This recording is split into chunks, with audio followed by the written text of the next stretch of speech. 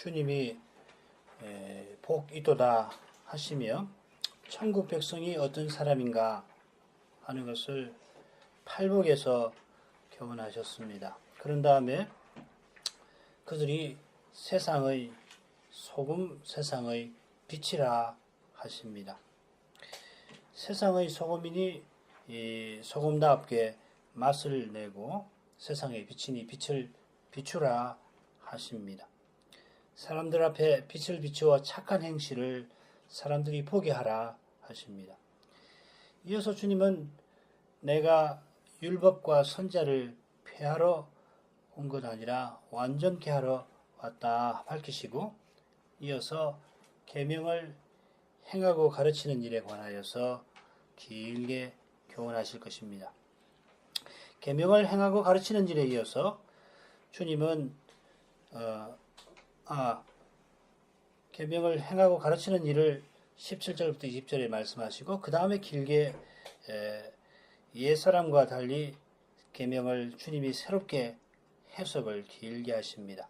자, 이런 흐름에서 보면 13절부터 16절은 세상의 소금과 세상의 빛으로 부름받은 천국 백성의 소명이 무엇인가 교훈하는 것입니다. 이 소명은 나를 인하여 핍박받는 삶과 율법을 완전케 하러 왔다 하시는 주님이 나는 너희에게 이르노라 하신 선언 사이에 이 소명이 나오는 겁니다. 이 소명은 철저히 주님을 일하는 것이고 주님을 받드는 것입니다. 주님이 우리를 부르시고 부르신 주님이 우리의 소명을 이루어 주십니다. 그 주님을 의지하는 믿음으로 우리가 소명을 이루는 것입니다. 소명은 곧 주님을 위하여 사는 삶이고 주님을 드러내는 것입니다. 주님을 드러내는 길은 주님이 드러내신 계명의 정신을 좇는 것입니다. 그 정신이 곧 그리스도입니다. 그리스도를 좇는 길은 반드시 핍박받습니다. 이 단락을 크게 세상의 소금과 세상의 빛으로 빛을 다루는 이 두 부분으로 나눌 수 있습니다. 너희는 세상의 소금이라 하시고는 대체로 소극적으로 그 내용을 표현하시는 반면에 너희는 세상의 빛이라 하신 다음에는 그 내용을 적극적으로 설명해 나가십니다. 소금이 맛을 잃어 결국 밖에 버려 사람들에게 밟히는 것, 그리고 등불을 켜서 모든 집안 사람에게 비추는 사실이 분명히 대조가 됩니다. 16절 후반부 보시면은 너희 착한 행실을 보고 하늘에 계신 너희 아버지께 영광을 돌리게 하라 하는 이 말씀이 이 단락 전체의 결론으로 볼 수 있습니다. 착한 행실을 드러내는 것, 아버지께 영광을 돌리는 것이 소명의 핵심이 되겠습니다. 자, 그러면 본문으로 가십시다. 13절 너희는 세상의 소금이니 소금이 만일 그 맛을 잃으면 무엇으로 짜게 하리요? 후에는 아무 쓸데없어 다만 밖에 버리워 사람에게 밟힐 뿐이니라. 이 너희는 누구냐면 바로 앞에 나를 인하여 핍박받는 너희입니다. 주님은 세상이 너희를 무시하고 욕하지만 그런 너희가 이 세상의 소금이라 하십니다. 한글 개역 성경에는 똑같이 세상의 소금, 세상의 빛이라 되어 있는데 원문에는 서로 다른 낱말입니다. 세상에 소금할 때는 헬라말로 게라는 말이고 세상의 빛이라고 할 때는 여러분도 아시는 코스모스입니다. 여기 이 세상에 소금할 때 세상은 주님이 가르치신 기도에서 하늘과 대비되는 땅이라는 낱말이 사용되었습니다. 마태복음에서 이 낱말이 여러 가지로 쓰는데 가령 경작할 밭이라든지 씨 뿌리는 자의 비유에 많이 나옵니다. 밭을 뜻하기도 하고 이처럼 이 물건을 지탱하는 바닥으로서 이 땅 혹은 바닥이라고 볼 수 있죠. 그 다음에 혹은 영토나 영역, 예를 들면은 이스라엘 땅이라든지 나라라는 말이죠. 여러 가지로 가리키긴 합니다만은 여기서는 아버지의 뜻이 하늘에서 처럼 이루어져야 하는, 그렇지만 제대로 이루어지지 아니하는 영역으로서 땅을 가리키는 듯합니다. 주님이 말씀하신 소금은 이 땅과 관련해서 어떤 역할을 하는 것입니까? 그 맛이라든지 짜게함이라 하는 표현에서 그 역할을 우리가 짐작하게 됩니다만은, 소금의 역할은 크게 부패를 막는 작용과 음식의 맛을 내는 작용으로 이 해석을 보면 크게 둘로 나뉩니다.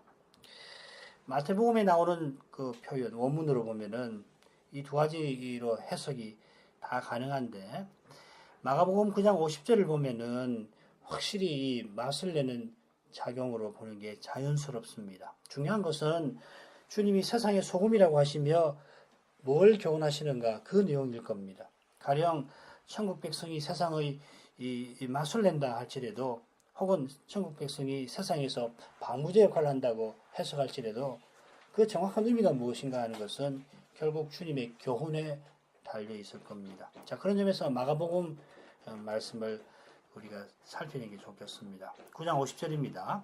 소금은 좋은 것이로되 만일 소금이 그 맛을 잃으면 무엇으로 짜게 하리요? 너희 속에 소금을 두고 서로 화목하라 하시니라. 이 구절은 산상보훈과 비슷하면서 조금 다르지요. 이 구절은 보면 올라가면 나를 믿는 이 소자 중 하나를 실족해 하는 죄를 다루는 단락의 마지막에 나옵니다. 이런 죄를 짓게 하는 자기의 손이나 발이나 눈을 차라리 빼어내고, 그래서 몸이 멀쩡한 상태로 지옥에 던져지는 것보다는 차라리 한 팔, 한 손, 한 눈이 없는 불구 상태로 하나님 나라에 들어가는 것이 낫다 하십니다.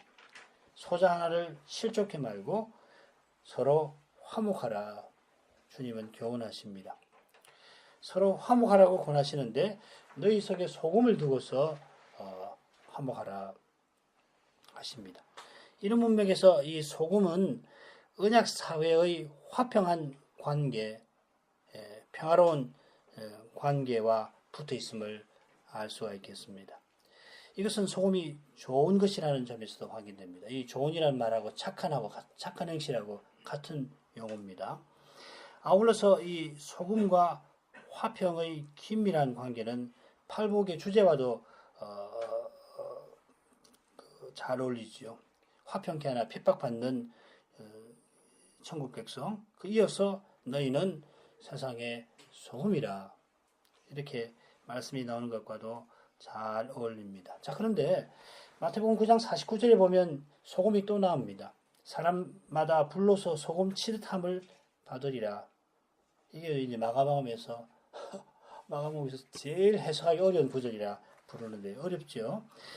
이 구절 바로 앞에 지옥불에 관한 내용이 쭉 나오긴 합니다만은, 이 소금 침을 받는다, 소금 쳐진다 하는 표현이 50절과 연결되게 합니다. 어떤 사본을 보면은 이 49절인데 사람마다 불로서 소금 치듯 함을 받으리라 하는 말 다음에 제물마다 소금으로 소금침을 받는다 하는 내용이 덧붙기도 합니다. 이게 뭘 의미하냐면은 레위기 제사 규례와 붙어 있음을 암시합니다. 소제를 드릴 때에 반드시 언약에 소금을 더해야 합니다. 소제를 태워 연기를 만들 때에, 연기를 만드는 것이 하나님과 교통하는 것이잖아요. 반드시 거기 소금을 더해서 드려야 합니다. 에스겔서에 보면은 번제도 그렇게 합니다. 이게 무슨 말이냐면 모든 제사에 소금이 반드시 들어가야 한다 하는 뜻입니다. 이 제사에 더하는 소금을 언약의 소금이라 부르듯이 언약을 소금 언약이라 부르곤 합니다. 소금 언약이라 했을 때는 언약의 핵심을 담아서 이 소금이라는 말을 쓴 것인데, 그 핵심이 뭐냐면 이 소금이 정결하게 하고 성결하게 하는 역할과 붙어 있을 겁니다. 또 영원히 변함없는 성격을 상징하는 것과도 무관하지 않을 것입니다. 소금이 언약의 중요한 상징이 된 것은, 이 소금이 뭐냐면 하나님의 심판이 지나가고 남은 것인 사실에 있습니다. 이것은 헤렘법을 쫓아서, 헤렘법 아시죠? 가나안 정복할 때에 그 가증한 것이 가득한 그 가나안 도시들을 불로 확 다 태워가지고서 심판하게 하셨잖아요. 그런데 그 심판의 불이 지나가고 남아있는 것이 있는데 그게 뭐냐면 금, 은, 노, 철입니다. 그건 어디 돌리냐면 성소에다가 돌려서 성소에 쓰게 하는 거예요. 성소에 금, 은, 노, 철이 사용되잖아요. 그러니까 우리 은이 벗겨지면 이 헤렘법을 통과해서 얻은 이 은을 거기다 다시 붙이는 거예요. 또 외에 또 성전에 써야 할 일이 있으면 그거 쓰는 거라고요. 이런 점에 비추어 너희 속에 소금을 두고 서로 화목하라 하는 말씀이 무슨 뜻인지 좀 더 선명해집니다. 하나님의 심판을 피해 구원받은 자로 서로를 대하라 하는 뜻이고 하나님의 은혜로 함께 언약에 들어온 자로서 함께 하나님께 나아가라는 뜻입니다. 그처럼 하나님의 언약에 속한 사람을 범죄하게 만들어서 언약에서 떨어지게 만드는 자, 이게 소자를 실족해 하는 거잖아요. 그저는 너무도 두려운 것입니다. 반대로 함께 하나님께 나아가서 거룩한 사랑으로 하나 되는 것은 하나님 앞에 실로 복된 일입니다. 자, 이런 내용이 주님이 너희는 세상의 소금이라 하신 말씀에 담겨 있다 생각합니다. 우리는 우리를 대신해서 하나님의 심판을 받아주신 그리스도로 말미암아 심판을 견디고 심판이 우리를 통과해서 그래서 남은 소금이 우리입니다. 주님은 십자가를 주님이 마실 잔이라고 하셨는데 이 잔은 하나님의 진노의 잔입니다. 우리가 마셔야 할 그 잔을 주님이 대신 마신 까닭에 우리가 헤렘의 불을 지난 금, 은, 노, 철과 같이 하나님의 성전에 속한 자가 되었고 하나님이 세상을 정결하게 하고 성결하게 하시는 일에 우리가 쓰임을 받게 되었습니다. 원래 하나님이 세상을 선하게 만드셨고 그때 이 세상이 하나님의 영광이 가득하기를 바라셨습니다. 하나님의 거룩한 뜻이 이 세상에 온전히 이루어지기를 바라셨습니다. 그런데 사람이 타락해서 세상은 더러워지고 마침내 멸망하게 되었습니다마는 예수님이 이 세상에 내려오셔서 십자가로 말미암아 타락한 세상을 새롭게 하셨습니다. 이 거룩한 일에 이제 우리를 써 주시는 것입니다. 우리 대신 심판 받아주신 덕분에 우리가 세상의 소금이 되었습니다. 오직 예수님 덕분에 세상의 소금이 되었으니 오직 예수님 안에서만 소금으로서 소명을 이룹니다. 소금이 화학적으로 맛을 잃는 그런 경우가 있는지 저는 그거 잘 모르니까 잘 모릅니다만은 우리가 주님을 참으로 믿는다 하더라도 죄에게 포로되는 일은 얼마든지 일어납니다. 죄에게 포로되는 것이 죄에게 종로로 타는 것과는 근본적으로 다릅니다만은 현실에서는 잘 분간이 안 될 정도로 죄의 영향력은 강력합니다. 교회가 세상처럼 되도록 만드는 일이 죄에게는 그리 어려운 일이 아닙니다. 틀림없이 그 교회가 여전히 바른 신앙을 고백합니다마는 육신의 연약함 때문에 서로 나뉘고 사람의 힘과 꾀의 참된 믿음은 핍박받습니다. 소금이 만일 그 맛을 잃으면 하실 때 그 현실은 결코 있어서는 안 되는 것입니다마는 실제로는 얼마든지 있습니다. 그런 일이 일어나면 아무 쓸데없어 다만 밖에버리고 사람에게 밟힐 뿐인 그런 비참한 형편도 생깁니다. 부활하신 주님이 요한 사도에게 나타나서 아시아의 7 교회에 전할 말씀을 주셨을 때 예배소 교회에게는 회개하여 처음 행실을 가져라. 만일 그리하지 아니하면은 회개하지 아니하면은 내가 내게 임하여 내 촛대를 그 자리에서 옮기리라 경고하셨습니다. 이 예배소 교회가 얼마나 정통이고 정통답게 거짓 사도도 식별해서 쫓아낸 것을 잘 아실 겁니다. 그런데도 그 교회가 처음 사랑을 버린 까닭에 주님도 그 교회를 버리려 하십니다. 그리스도처럼 하나님을 사랑하고 이웃을 사랑하는 일이 없이 교회는 허울 뿐입니다. 주님이 버린 교회는 아무리 크고 세력이 있다 하더라도 결국 이 세상에 속할 뿐이고 세상과 함께 부끄러움을 당할 뿐입니다. 짓밟힐 뿐입니다. 이제 14절로 가겠습니다. 14, 15절 너희는 세상의 빛이라 산이 있는 동네가 숨기지 못할 것이요 사람이 등불을 켜서 말 아래 두지 아니하고 등경 위에 두나니 이러므로 집안 모든 사람에게 비추느니라. 말씀드린 대로 여기 세상은 세상의 소금할 때 세상과는 다른 표현입니다만은 그 뜻은 뭐 그렇게 다르지는 않을 것 같아요. 씨 뿌리는 비유하고 알곡과 가라지 비유를 견주어서 보면 거의 비슷한 뜻으로 쓰신 것 같습니다. 마태복음에 이 세상이라는 말이 7번 나오는데요. 3번은 창세로부터 할 때에 이 창조된 세계라 혹은 세상을 창조하심을 가리키고 2번은 천하라고 번역이 되어서 이 땅의 영광이나 이 창조된 세계의 가치를 가리키는 것 같습니다. 나머지 2번이 너희는 세상의 빛이라 밭은 세상이라 하는 말씀에 나오는데 언약 백성이 하나님의 뜻을 이루고 사는 세계를 뜻하는 것 같습니다.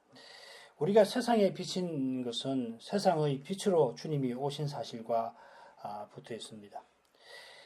마태복음 4장 15, 16절 기억하시죠? 예수님이 갈릴리 사역을 시작하실 때 이사야 예언이 이루어졌다 하면서 그 흑암의 땅에 사망의 땅에 빛이 비쳤다 하는 말씀 기억나실 겁니다. 요한복음에는 아예 예수님이 나는 세상의 빛이라 하십니다. 나는 세상의 빛이라 하신 주님이 나를 따르는 좇는 이 표현이 산상복음 앞뒤로 나온다고 말씀드렸죠. 나를 좇는 자는 어둠에 다니지 아니하고 세상의 생명의 빛을 얻으리라 말씀하신 대로입니다. 바울 사도도 잠자는 자여 깨어서 죽은 자들 가운데서 일어나라. 그리스도께서 내게 빛이시리라 하는데 바로 앞에서는 뭐라고 하냐면 너희가 전에는 어둠이더니 이제는 주 안에서 빛이라 했습니다. 그처럼 지금 주님을 좇는 무리와 제자를 향하여 교훈하시면서 너희는 세상의 빛이라 하십니다. 바로 앞에서 주님이 나를 인하여 핍박받는 사실을 언급하셨는데 여기서는 나를 인하여 너희가 세상의 빛이라 하시는 겁니다. 주님이 세상의 빛이시니까 주 안에서 우리가 세상의 빛입니다. 그러므로 세상의 빛이신 주님이 세상에 오신 목적이 무엇인지를 안다면 너희는 세상의 빛이라 하신 뜻을 좀 더 헤아릴 수 있겠습니다. 방금 인용한 주님의 말씀과 사도의 말씀이 똑같이 주님이 어둠 가운데 있던 죽은 자들을 죽음에서 깨어나서 빛 가운데 행하게 하심을 교훈합니다. 주님이 오신 세상은 어두운 세상인데 이 세상은 죄로 말미암아 사망의 그늘 아래 있습니다. 인생이 하나님을 등지고 하나님을 거슬러 행하는 세상에서 하나님을 가까이 하고 하나님을 섬기는 백성을 일으키시려고 그런 백성으로 천국을 세우시려고 예수님이 지금 갈릴리에서 흑암 중에 있는 갈릴리를 두루 다니시는 것입니다. 우리가 세상의 빛이라 하신 것은 빛이신 그리스도를 드러내며 살라 하신 겁니다. 교회가 그리스도를 드러내면 죄와 사망의 어둠 가운데 있는 이 세상에서 구원과 소망의 빛을 비출 것입니다. 이 세상의 사람들의 영혼이 바로 그걸 원합니다. 우리도 원하고 이 세상도 원하는 것입니다. 교회가 그리스도를 드러내는 길이 어디 있습니까? 그 길은 오직 그리스도의 복음 강서를 순수하게 전하고 받는 거기 있습니다. 왜 그렇습니까? 복음이 순수하게 전파될 때 주의 영광이 비치는 것 때문입니다. 전파된 복음을 받을 때 주의 영광을 받아서 주의 형상으로 변화됩니다. 고린도후서 3장 18절 말씀 아닙니까?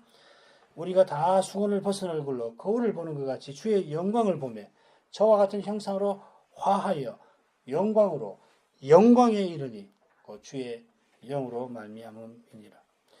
주의 영광을 보는 사람은 비록 거울로 보는 것 같지만은 직접 뵙는 것은 장차고 지금은 거울을 통해서 보는 것 같지만은 그런데도 저와 같은 형상으로 예수님과 같은 모습으로 변화되는데 그 다음에 영광으로 예수님의 영광에 이릅니다. 우리가 빛이 되는 겁니다. 주의 영광이 영광의 주를 담게 해서 주의 영광을 드러내게 하시는 겁니다. 다른 데서는 사도가 그리스도의 몸과 지체라는 표상을 써서 그리스도 안에서 하나의 새로운 사람이 세워져 간다, 자라간다 하였습니다. 이 새로운 사람이 누구였습니까? 그리스도 안에서 우리 모두가 믿는 사람이 하나의 사람이 되었는데 그 사람이 누구냔 말이에요. 그리스도입니다. 그렇잖아요. 뭐 복잡하게 생각할 거 없습니다. 신학을 이야기할 거 없이 그냥 읽으면 그리스도라고 그 사람은. 이것을 그리스도의 몸과 지체가 드러내는 사람은 그리스도라는 사람이에요. 그리스도라는 인격이라고요. 이것을 가리켜서 어거스틴 선생은 전체 그리스도라 라틴 말을 쓰였습니다. 토투스, 크리스투스. 루트는 조금 다르게 표현했는데 우리가 믿음으로 살면 믿음으로 작은 그리스도로 사는 것이다 하였습니다. 그리스도가 계시고 그분을 드러낸다는 이야기죠. 우리는 뭐 그리스도에 비하면 너무도 빈약한 존재니까.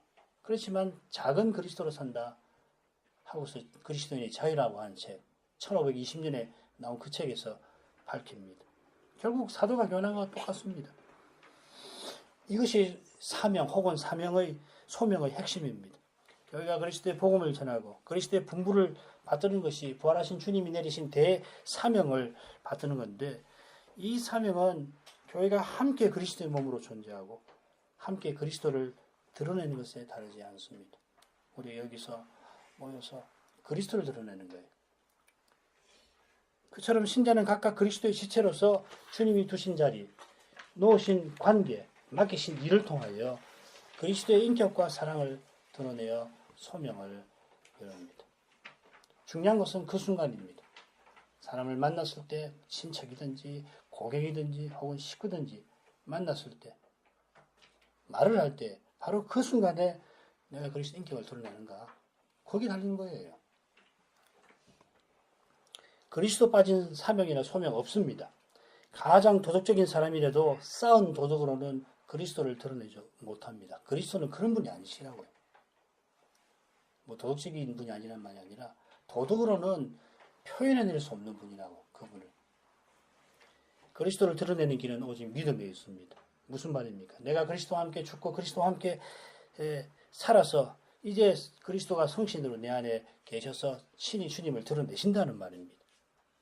이게 믿음입니다. 내가 하는 거 아니에요. 달리 표현하면 우리가 그리스도의 생명을 받아서 그 생명을 살아내는 겁니다. 말씀드린 대로 매 순간 그리스도로 행하는 겁니다. 어렵지요. 실패할 겁니다. 그러나 바로 그때 다시금 그리스도 의지하셔야 합니다. 그걸로 족한 겁니다. 주님의 말씀으로 조차 말하는 겁니다. 사람 생각을 매 순간 버리는 겁니다. 사람의 힘과 꾀를 부인해버리는 겁니다. 아예 자기를 부인하는 겁니다. 방금 그리스도로 행하다가 순간 사람으로 행할 수가 얼마든지 있겠죠. 그러니까 우리가 항상 회개해야 합니다. 그리스도의 공로를 늘 의지해야 합니다. 그처럼 홀로 그리스도를 드러내는 법 없습니다. 이게 바로 이 변형된 자기 실현입니다. 이 세상에 사는 거 기독교에 와서 똑같이 다만 내용만 용어만 달라지는 거죠. 홀로 그리스도 드러내는 거 아닙니다. 제가 여러 번 말씀드렸습니다. 남보다 더 잘 믿으려고 하는 것, 그 마음을 한번 살펴보십시오. 그거 다 부질없는 겁니다. 그거. 그게 믿는 거 아니에요. 남보다 아닙니다. 그저 이 순간에 내가 그리스도를 드러내면 족한 거예요. 그분이 나를 통해서 자기를 드러내시면 족한 겁니다. 어떻게 하시는 건 그분이 정하시는 거지. 내 이 그릇, 내 정도를 쓰셔서 이 못난 나를 쓰셔서 어떻게든지 주님이 자기를 드러내시면 족한 거예요. 그리스도가 우리의 머리이시고 우리는 그분의 몸과 지체입니다. 모두 팔이 아니고 모두 발이 아니듯이 모든 지체는 서로를 위하여 있고 서로를 힘입어 있습니다. 저 사람이 왜 있나? 저런 사람이 왜 있나? 그렇게 말하면 안 됩니다. 절대로 그럴 수가 없습니다. 더 나아가 그리스도를 위하여 있고 그리스도를 힘입어 있습니다. 함께 그리스도를 드러냅니다. 서로 그리스도를 드러냅니다. 여기에 성도의 교제, 교회의 사명이 있습니다. 너희는 세상의 빛이라 하시고 산 위에 있는 동네가 숨기지 못할 것이라 하셨습니다. 이 말씀을 이해하려면은 밤중인데 밤중인데 오르막길을 올라갑니다. 산 위로 올라가는데 캄캄하지요. 오르막길에서 갑자기 돌아서는데 갑자기 눈앞에 저 높은 산 위에 이스라엘 도시가 휙 찬란하게 비치는 그런 광경을 떠올리시기를 바랍니다. 세상에 비친 제자들은 어두운 밤에 저 멀리 안 보면 할 수 없지만은 딱 봤을 때 밝게 빛나는 산 위의 도성처럼 이 세상에서 숨길 수 없습니다. 세상에 비친 교회는 어두운 밤에 찬란히 빛나는, 그래서 숨길 수 없는 산 위의 도성입니다. 이 도성이 거룩한 성 예루살렘이라고 굳이 단정할 필요가 없을 겁니다만은 분명한 것은 하나님 나라로서 교회를 상징하는 것 같습니다. 천국 백성 개인이 산 위에 선 도성이 아니라 천국이 도성입니다. 이런 점에서 주님이 산 위에 있는 도성을 말씀하신 것은 하나님이 임재하시는 높은 산이 하늘을 상징하는 것과 붙어 있고 높은 산에 세워진 거룩한 성을 암시하십니다. 이 산 위의 도성이 숨기지 못하는 이유가 어디 있습니까? 그 이유는 오직 하나님입니다. 거기에 세상에 비치신 주님이 계시는 가당입니다. 잘 아시는 대로 지성소에 여호와의 보좌가 있고 보좌에 앉으신 여호와께서 거룩한 영광을 거기서 드러내시는 겁니다. 거룩한 통치를 나타내시는 거죠. 장차는 이 성이 새하늘과 새 땅을 이루어서 온 세상에 하나님의 영광, 어린 양의 영광이 비칩니다마는 지금은 죄의 어둠이 깊어서 그 영광을 보지 못하기도 하고 심지어 하나님 백성의 죄로 그 영광이 가려지기도 합니다. 교회사를 보면 교회가 개혁되어서 주님의 영광이 이 세상 나라에도 드러날 만큼 그런 때도 있습니다만은 많은 많은 나라가 교회 타락으로 세상과 다름없이 죄로 캄캄하게 되는 그런 데도 많습니다. 그처럼 교단이나 교회가 죄의 현실로 심하게 얼룩질 때에 많은 사람이 마치 캄캄한 어둠 속에 갇힌 것처럼 주님이 과연 우리 중에 계시는가? 이게 삼위 하나님과 함께 하시는 성대 교제 맞는가? 탄식하게 됩니다. 그런데도 산 위에 있는 도성이 숨기지 못하는 것은 부활하신 주님이 여전히 거룩한 통치를 베풀고 계시는 까닭입니다. 가톨릭 교회가 온 유럽을 캄캄한 어둠 속에 있게 하였을 때 어둠이 빛을 삼켜서 그 빛이 다 사라져 버린 것처럼 보이는 그때 주님은 한 연약한 목사를 써서 온 유럽을 개혁하셨습니다. 그 양반 자기 죄 하나 해결하지 못하던 연약한 인생이었습니다. 자기 죄 해결 못해서 밤을 새워가면서 채찍질하기도 하고 기도하기도 하고 해도 자기 죄 하나 해결을 못하던 그런 연약한 인생이었는데 그 사람을 일으켜서 오직 믿음으로 의롭다 하시는 은혜와 죄의 권세로부터 벗어나는 자유를 힘있게 전하게 하시고 그 전한 말씀이 교회 역사의 유래를 찾기 어려울 만큼 풍성한 열매를 맺게 하셨습니다. 주님 다시 오시는 날까지 인생의 근원적 연약함에 산 위의 도성이 다 허물어질 것 같아도 그러나 주님은 약속하신 대로 자기 교회를 든든히 세워나가실 것입니다. 사람의 가망성이 완전히 사라지는 그 순간에 주님의 영광이 찬란히 비칠 것입니다. 높아져서 교만해가지고서 사람을 자랑하는 일이 완전히 무너지는 바로 그때에 주님은 자기 영광을 드러내실 것입니다. 그 영광이 겸손히 주님을 바라보는 믿음의 눈에 찬란히 비칠 것입니다. 그 영광이 죄의 현실에서 신음하고 죽어가는 우리를 소성케 만들 것입니다. 사람의 영광은 다 사라지고 주님의 영광만 드러날 것입니다. 이어서 주님은 집안의 이미지를 통해서 세상의 빛으로서 교회의 소명을 말씀하십니다.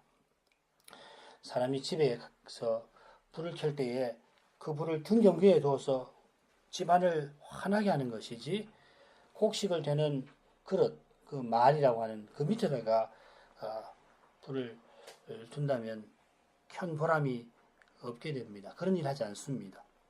집안 모든 사람에게 비친다 할 수도 있고요. 집안 모든 것들에 비친다고도 새길 수 있습니다. 뭐 어떻게 색이든 요지는 집안을 환히 밝힌다 하는 뜻입니다. 너무도 당연한 이치를 들어서 주님은 너희는 세상의 빛이라 하신 뜻을 더욱 드러내십니다. 이 말씀은 주님이 우리를 세상의 빛 삼아 주셔서 우리를 통해 온 세상을 밝히신다 하는 뜻 같습니다. 우리 스스로는 빛이 아니라 어둠인데 어둠인 우리를 빛 삼아 주신 그분은 우리를 빛으로 삼으신 뜻을 온전히 이루십니다. 주님이 어둠인 우리를 빛으로 삼으시려고 어떤 일을 행하셨나 생각하면 빛으로 삼으신 그 뜻을 허망하게 하실 리가 절대로 없습니다. 하나님이 사람 되셔서 십자가를 지기까지 하셨습니다. 십자가를 지신 뜻이 우리가 세상의 빛으로 세상을 빛의 자녀로 이 세상에서 살게 하신 데에 있습니다. 그 뜻을 주님이 이 순간에도 이루십니다. 장차 우리가 아버지의 나라에서 해와 같이 빛날 것입니다. 주님의 영광이 우리를 통하여 아버지의 나라를 찬란하게 만드실 겁니다. 주님의 뜻은 틀림없이 이루어집니다. 우리가 아는 그 어떤 위치보다도 어떤 법칙보다도 그분이 미쁘십니다. 우리가 아는 어떤 신학의 법칙이 있다고 하십시다. 신앙의 원칙이 있다고 하십시다. 그보다 더 중요한 것은 그 원칙을 내신 그분이 미쁘시다 하는 겁니다. 그처럼 그 어떤 일도 주님의 뜻을 막지 못할 겁니다. 우리 현실이 지금 어떠하든지 우리가 주님처럼 변화될 그 길은 흔들림 없습니다. 이런 약속에서 우리가 16절의 말씀을 기쁨으로 받을 수 있을 겁니다. 이같이 너희 빛을 사람 앞에 비추게 하여 저희로 너희 착한 행실을 보고 하늘에 계신 너희 아버지께 영광을 돌리게 하라. 주님이 이어서 너희 빛을 사람들 앞에 비추게 하라. 빛을 비추어라 하십니다. 이같이라고 하셨는데 이같이는 등불을 등경 위에 두어 두루 비추게 하듯이 주님이 세상에 빛되게 하셨으니 그 빛을 세상에 비추어라 하는 뜻입니다. 이 명령은 주님이 어둠인 우리를 빛되게 하셨으니 우리들어 비추게 하신다는 약속과 붙어 있습니다.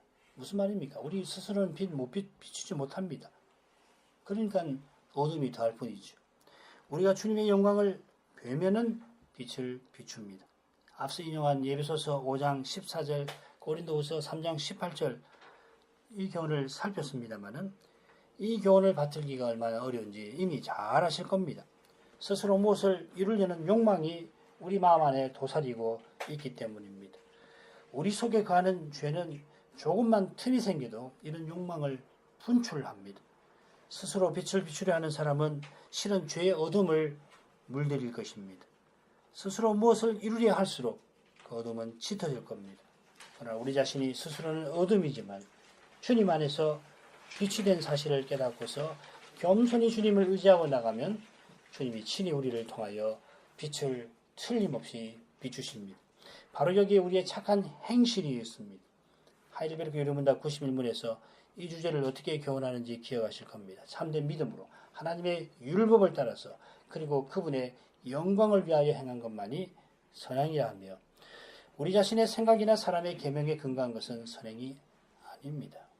참된 믿음으로 행한다는 것은 그리스도로 행하는 겁니다. 내 속에 사실은 그리스도가 나를 통하여 행하시는 것이 믿음입니다. 그리스도의 부활 생명을 받아 그 생명을 살아내는 것입니다. 그리스도의 부활 생명이 무엇인지 잘 아십니다. 부활하신 주님은 하나님의 율법을 온전히 이루어서 십자가로 나아가셨습니다. 그 생명을 살아내는 곳에는 하나님을 사랑하고 이웃을 사랑하는 삶이 나타납니다. 바로 이 삶이 하나님의 영광을 위한 것입니다. 바울 사도가 고린도전서 10장 끝으리에서 먹든지 마시든지 무엇을 하든지 하나님의 영광을 위하여 하라 했는데 사도가 말하는 하나님의 영광을 위한 삶은 뭐냐면 32절 33절 보시면 다 나오지만은 그리스도를 드러내는 삶입니다. 자기가 그리스도처럼 사는 그 삶을 말하는 겁니다. 그 외에는 하나님의 영광을 드러내는 길 없습니다. 하나님의 영광을 위하여 살라고 권하던 사도가 이어서 나를 본받으라고 했죠. 내가 그리스도를 본받는 자 된 것 같이 너희는 나를 본받는 자들아. 11장 고린도서 11장 1절입니다. 자기의 삶이 그리스도를 본받는 삶인데 그리스도를 본받는 자기를 본받으라 원합니다. 그리스도를 본받는 사도는 자기의 유익을 구치 아니하고 다른 사람의 유익을 구합니다. 다른 사람이 구원 얻게 하여서 참된 기쁨을 맛보려 하였습니다. 여기 사도의 참된 기쁨이 있습니다. 이 심정이 곧 그리스도의 심정입니다. 이 심정을 품는 사람이 사도를 본받을 수 있습니다. 우리가 전에 배운 대로 사도가 고린도 교회에 그리스도의 생명이 나게 하려고 어떻게 예수의 죽음을 자기 몸에 짊어졌는가 고린도후서에서 우리가 길게 배운 바 있습니다. 사도가 고린도 교회에 큰 빛을 비추었고 오늘날 우리에게도 그러합니다. 우리가 사도를 본받아 그리스도의 심정으로 살 때 틀림없이 우리 자녀들에게 다른 교회들에게 빛을 비출 것입니다. 우리가 사도처럼 그리스도 외에 무엇이든지 해로 여기고 그리스도 아닌 것을 가장 고상한 것으로 삼는다면 이 어두운 세상에 틀림없이 구원의 소망을 빛으로 나타낼 것입니다. 물론 연약한 인생이 스스로는 이 길을 걷지 못합니다. 그리스도를 얻기 위하여 다른 모든 것을 내려놓는 이 일은 사람으로는 불가능합니다. 그러나 주님이 어두움인 우리를 빛으로 만드셨습니다. 어둠을 빛되게 하신 그분은 우리를 통하여 참으로 빛을 비추십니다. 다만 겸손히 이 주님을 의지해야 하겠습니다. 주님의 손에 전부를 맡겨야 합니다. 전부를 맡기는 겁니다. 그냥 다 맡기고 그분의 처분을 기다리는 겁니다. 이 어려움입니다. 그러면 주님은 틀림없이 이루십니다. 기도하겠습니다. 거룩하신 하나님, 인생이 하나님을 등지고 하나님을 떠나 스스로 멸망을 향하여 치달았는데 이런 죄인을 불쌍히 여기시고 하나님의 아들을 세상에 보내주셨습니다. 예수님이 우리가 마셔야 할 잔을 대신 마시고 하나님의 진노를 대신 받아주셨습니다. 그 은혜로 저희가 이제 하나님을 가까이 하며 살고 또 그 뜻을 이루며 살게 하셨습니다. 그와 같이 죄로 말미암아 어둠이 든 저희가 세상의 빛이신 그리스도 안에서 빛의 자녀들이 되고 저희 빛을 비추어 착한 행실을 행함으로 하나님을 영화롭게 하게 하셨습니다. 주님의 뜻이 실로 깊어 인생이 다 헤아릴 길이 없습니다. 겸손히 주님 은혜를 구합니다. 그 은혜를 힘입어서 참으로 그리스도를 드러내기를 원합니다. 그리스도를 얻기 위하여 다른 모든 것을 기꺼이 버릴 수 있기를 구합니다. 한낱 사람이 불가능하다 생각되는 그런 일이라도 주님은 능히 이루십니다. 주님의 그 능력을 바라봅니다. 저희 안에 주님이 살아계시는 실정이 드러나게 해주시옵소서. 이 일은 저희가 주님을 겸손히 의탁하는 거기에 있습니다. 예수님 이름으로 기도합니다. 아멘.